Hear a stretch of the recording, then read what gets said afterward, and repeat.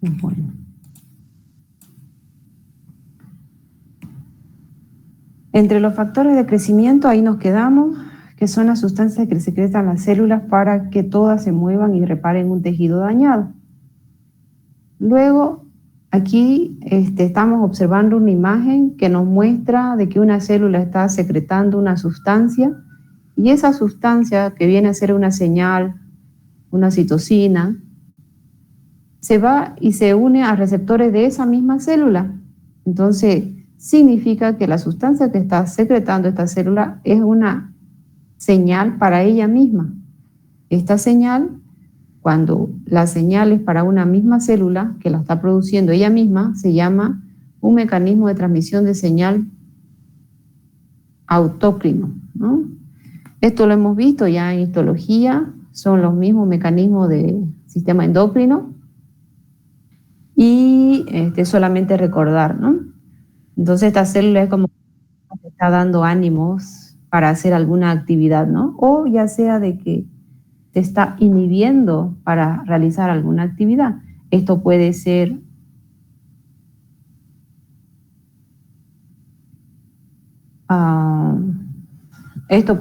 una acción positiva o negativa, para que la célula se active o se inactive. Cualquiera de las dos acciones puede ser lo que esté desencadenando esa señal. Esta regeneración se ve, dicen, células hepáticas y proliferación de linfocitos estimulados por antígenos, ¿no? Los antígenos estimulan para que los linfocitos se dividan y secreten además sustancias como los anticuerpos. En los tumores, esta acción autócrina funciona de una manera, se podría decir, negativa, ¿no? Es como que para que la célula siga dividiéndose y no obedezca los mecanismos de control, es como que le diga, mira, ya basta, y no hay espacio para más células, pero la célula se sigue estimulando para que se siga dividiendo.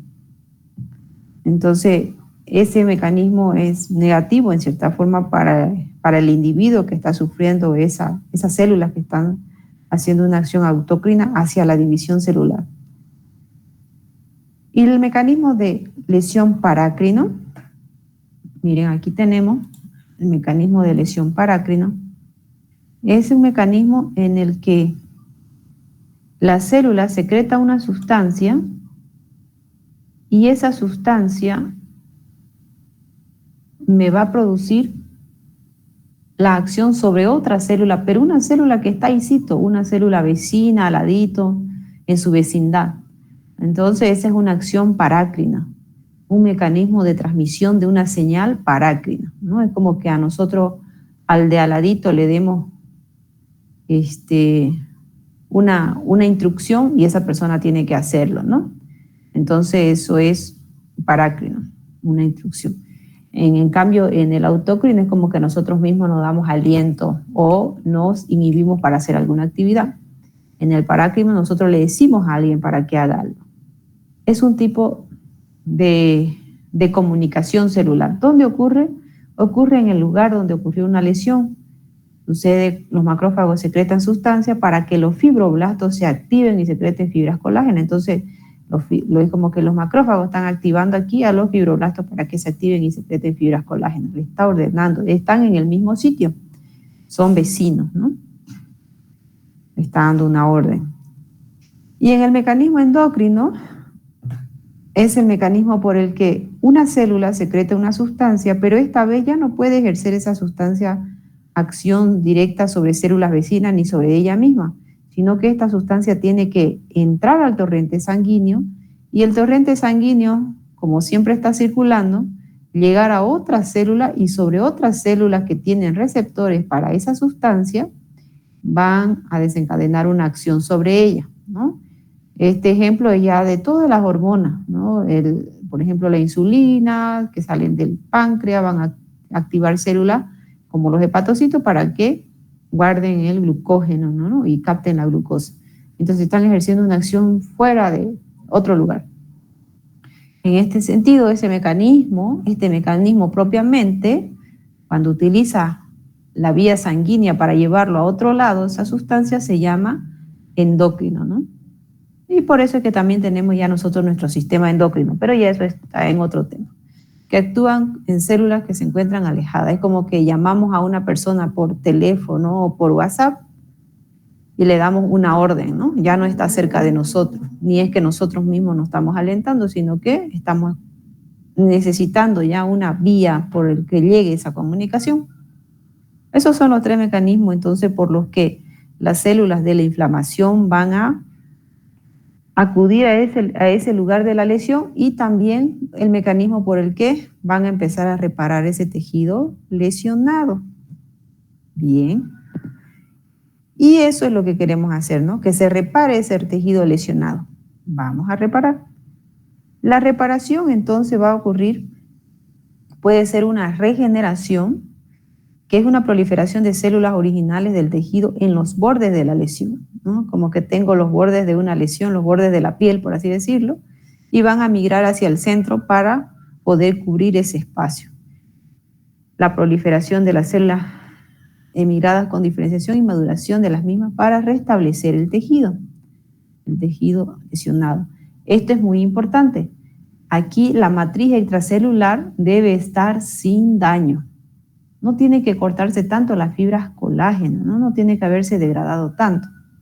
Y entonces voy a poder tener un proceso de regeneración de tejido, que es diferente a la renovación. En la renovación no hay ningún daño.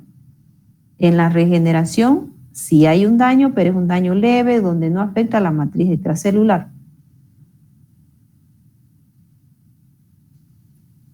Aquí en la regeneración está ocurriendo, miren, estas células hepáticas sufrieron una lesión, están todas así en proceso de apoptosis, muerte celular.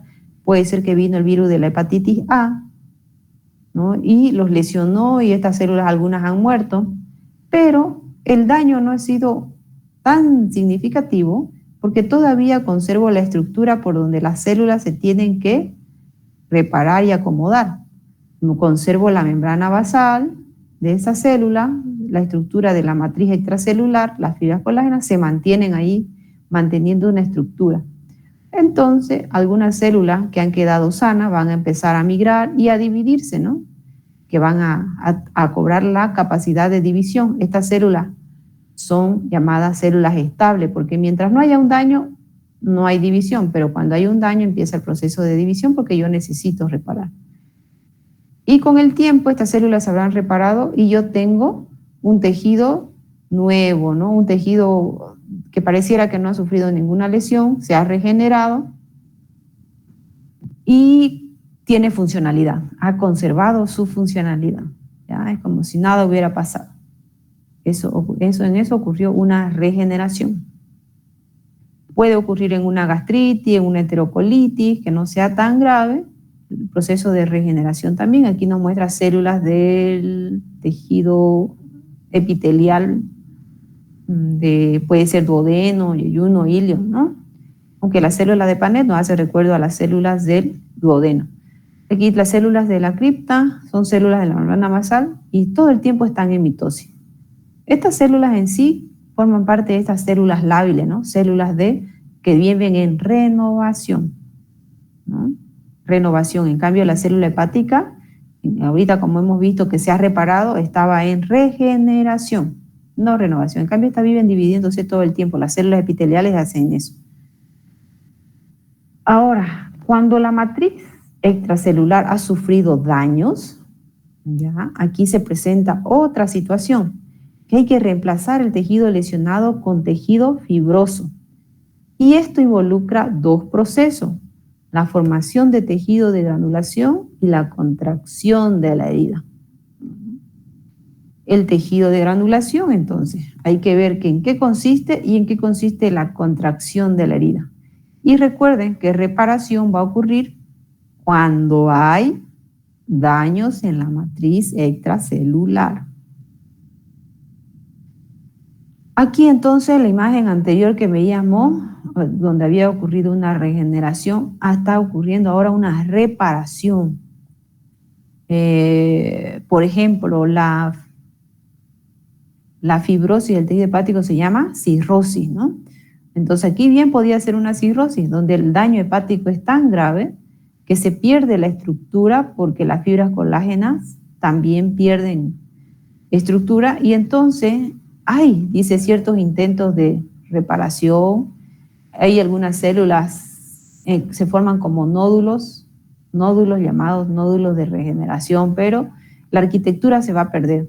Entonces miren cómo queda finalmente dispersa la célula, ya no forman estas trabéculas, por lo tanto el hígado como tal ya no cumple la funcionalidad y ha perdido entonces su capacidad de metabolización, ¿no?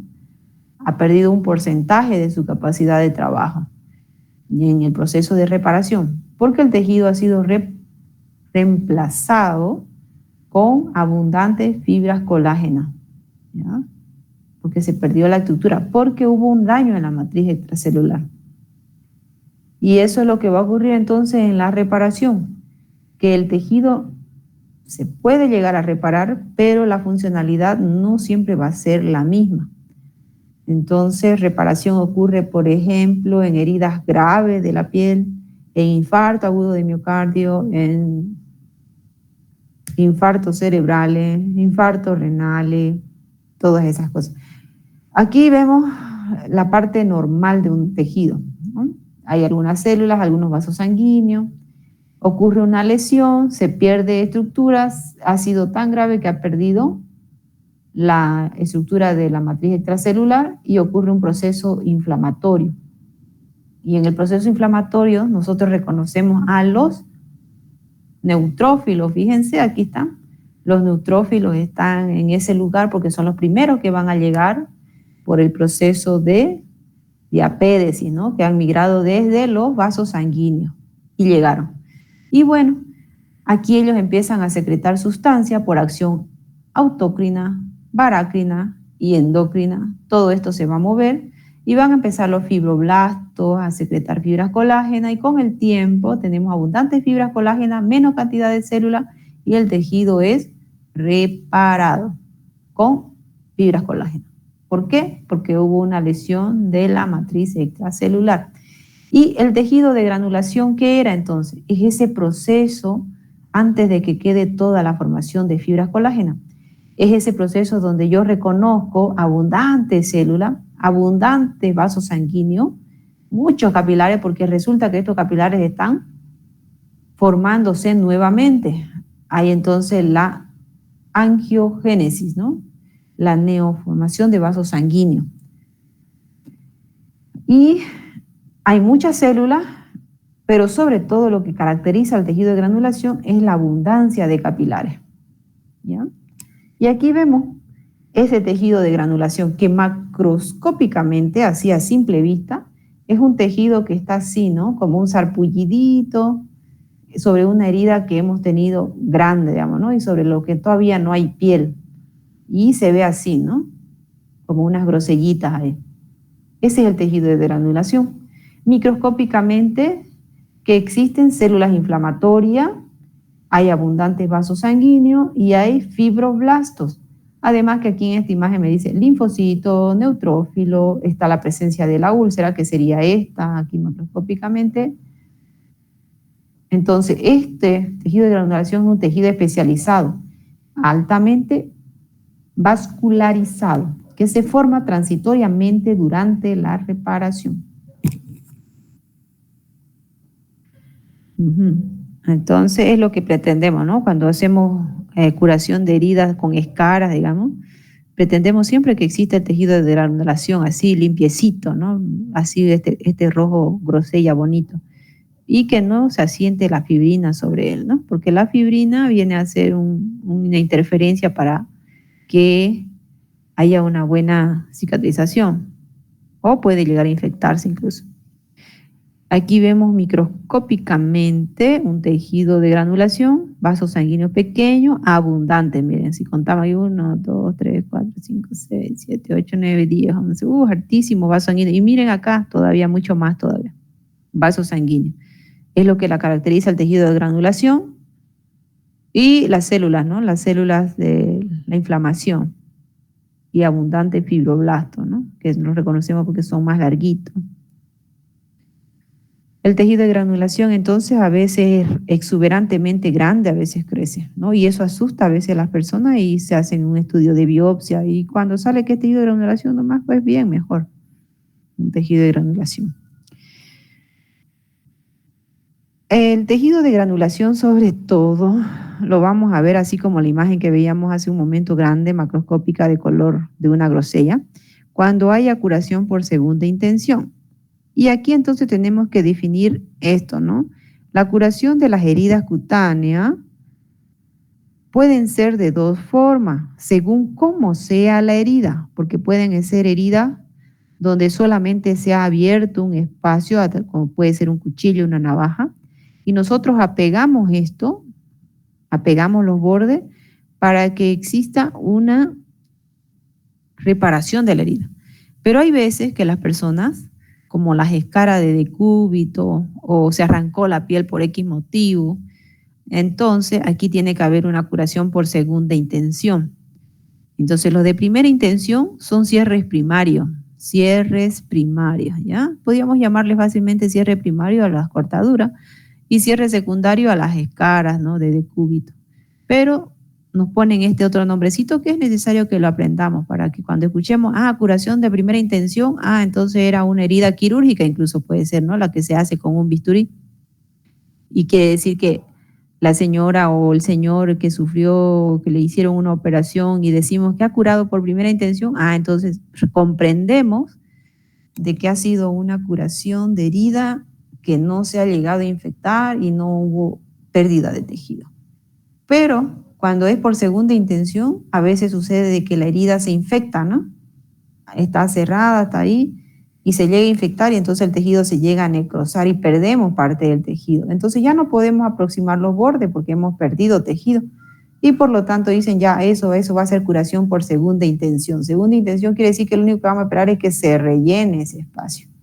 Ya no vamos a pegar los bordes. ¿Qué sucede más que todo en las escaras, ¿no? Las escaras de decúbito, esas cosas. Aquí una imagen más bonita de curación de primera intención.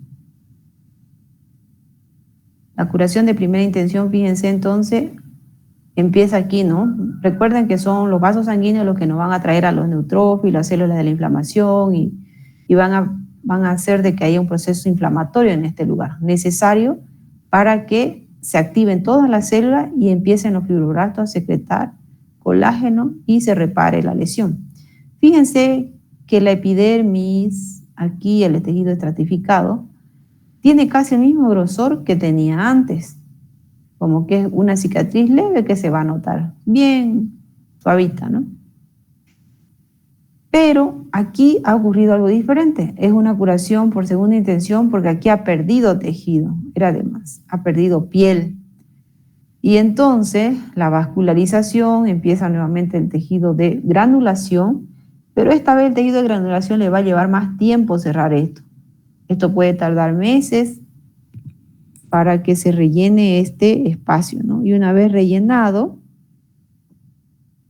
recién puedo decir que las células epiteliales van a empezar a migrar hacia la superficie para que tengamos piel nuevamente. Pero esta piel, miren, es un poco más delgada. Si tocamos esta cicatriz es mucho más tensa, mucho más dura, ¿no? Porque tiene mayor cantidad de fibras colágenas ahí que lo hacen más tenso.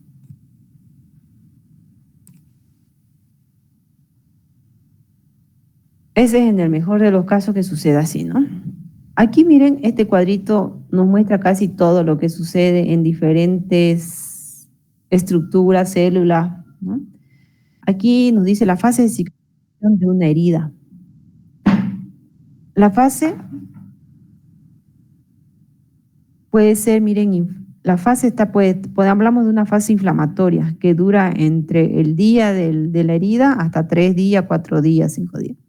La fase proliferativa, que se interpone con la inflamatoria, es cuando empiezan las células todas, ¿no?, a migrar. Más que todo hablamos aquí de los fibroblastos, las células epiteliales que empiezan a migrar hacia la parte central donde se perdió tejido, y la remodelación que es la presencia de fibras colágenas y ya casi no hay células, ¿no? Mayor cantidad de fibras colágenas y estas fibras colágenas, de acuerdo a mecanismo de fuerza tensil sobre ese tejido, van a ir remodelándose, ¿no?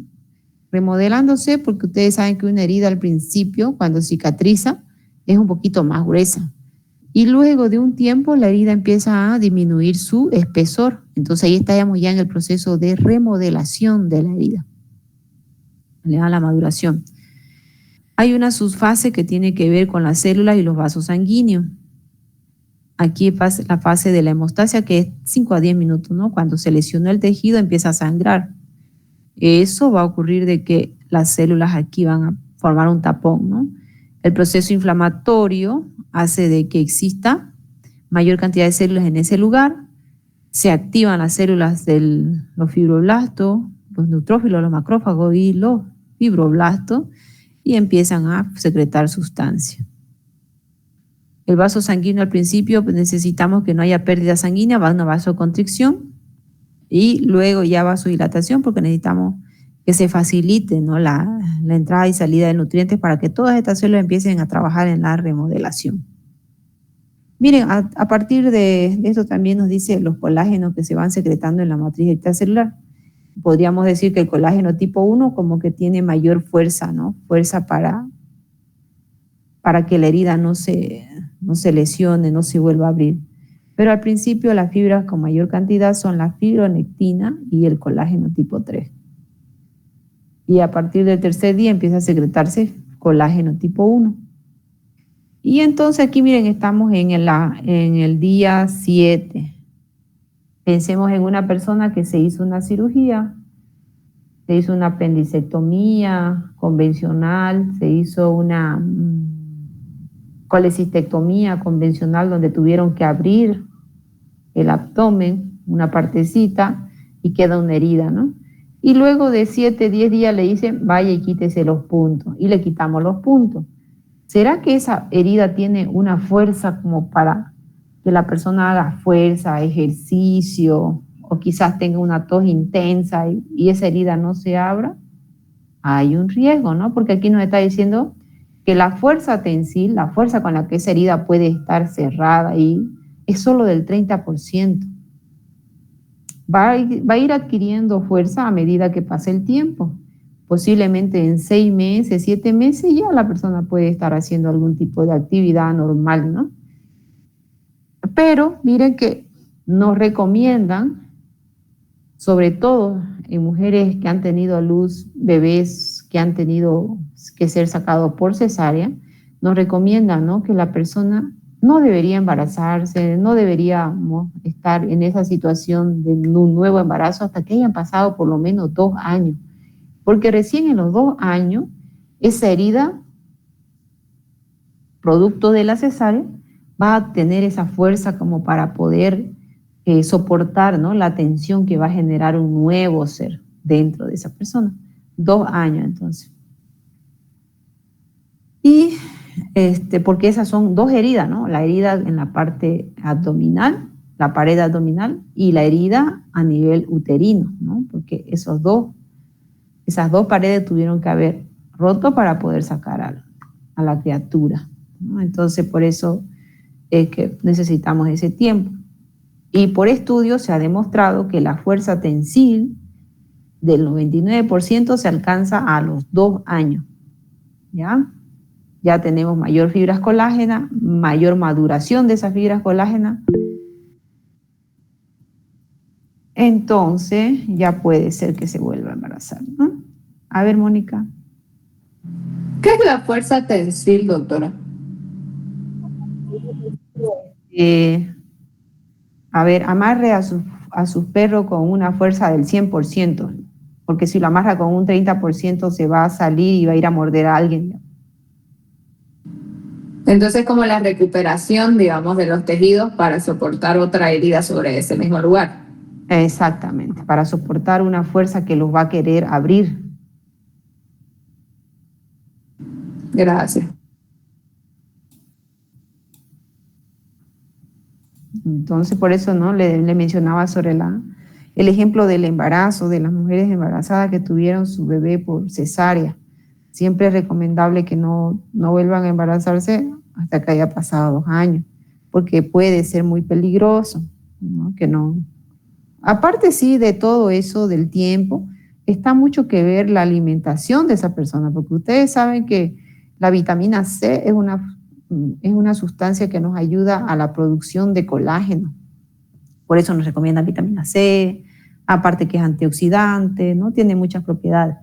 Pero la vitamina C es un componente esencial para la formación de fibras colágeno. Y eso pues se encuentra, ¿no? En parte en forma natural, en la fruta, que a veces no es tan barato. Y también se encuentra a la venta, ¿no? Que tampoco es tan barato, pero que es necesario cuando estamos con una recuperación, ¿no? De una herida. Y todos los demás componentes, ¿no? Que son necesarios para que las células trabajen al 100% y secreten colágeno con capacidad para soportar un nuevo esfuerzo. Y sobre todo el cuidado también, ¿no? El cuidado, la alimentación, ¿no? Que no tengamos ningún problema. Porque justamente por ese motivo también hay personas que han sido operados, ¿no? Ya sea de una policistectomía y no se cuidaron muy bien, hicieron una fuerza porque pensaron que ya estaba todo bien y quizás no tenían una buena alimentación y desencadenan una hernia, ¿no? Hay personas que desencadenan hernias después de una cirugía porque no había esa fuerza todavía como para soportar una tensión en ese abdomen. Y sería interesante ver casos clínicos si es que había ocurrido algunas cosas como más graves, ¿no? No sé, una mujer embarazada que haya tenido un bebé o que haya sufrido una rotura uterina, ¿no? Por un intervalo de tiempo muy corto.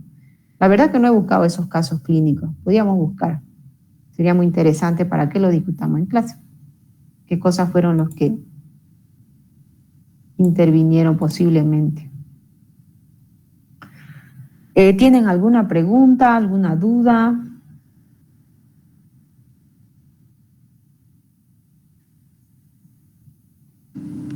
Sí, doctora, yo vi una cesárea donde la mamá ya tenía el útero roto. O sea, cuando abrieron estaba solamente el bebé y la placenta.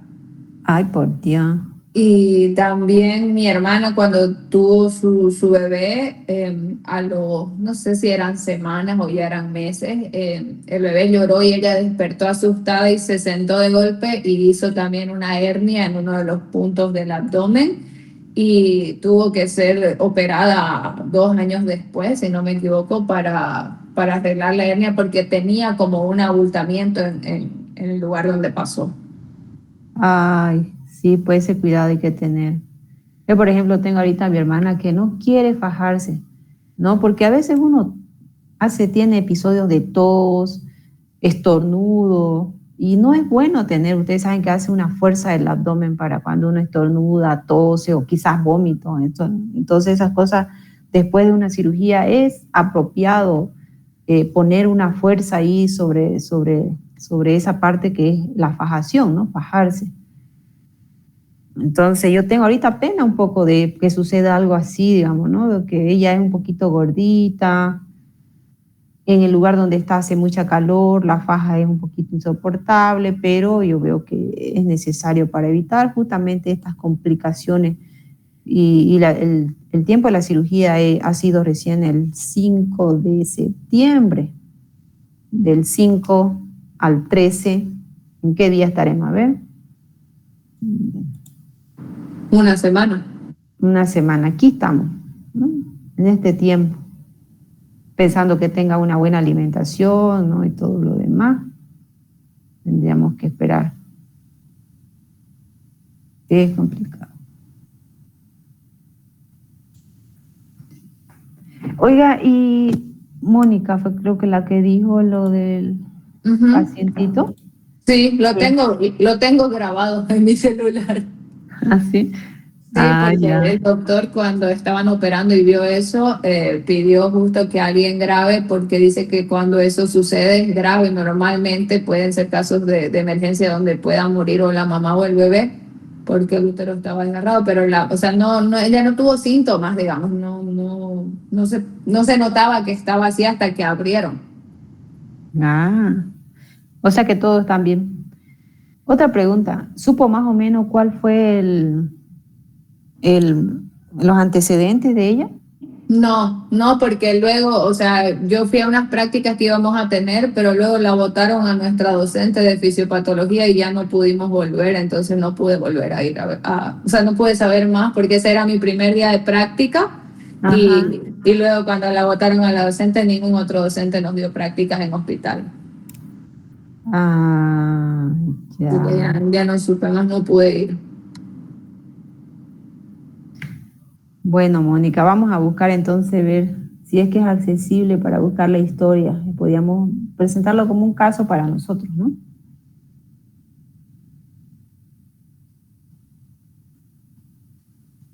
Por si acaso le voy a escribir a ver si me contesta algo de la doctora.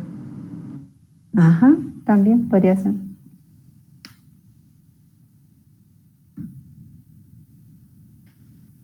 Bueno, ahora les voy a pasar sus trabajos que van a hacer, que son más que todo unos juegos que he tratado de hacer para que me lo envíen cuando terminen a su subgrupo, ¿ya? Al subgrupo, o sea, al grupo de las 17. Vamos a dejar de grabar.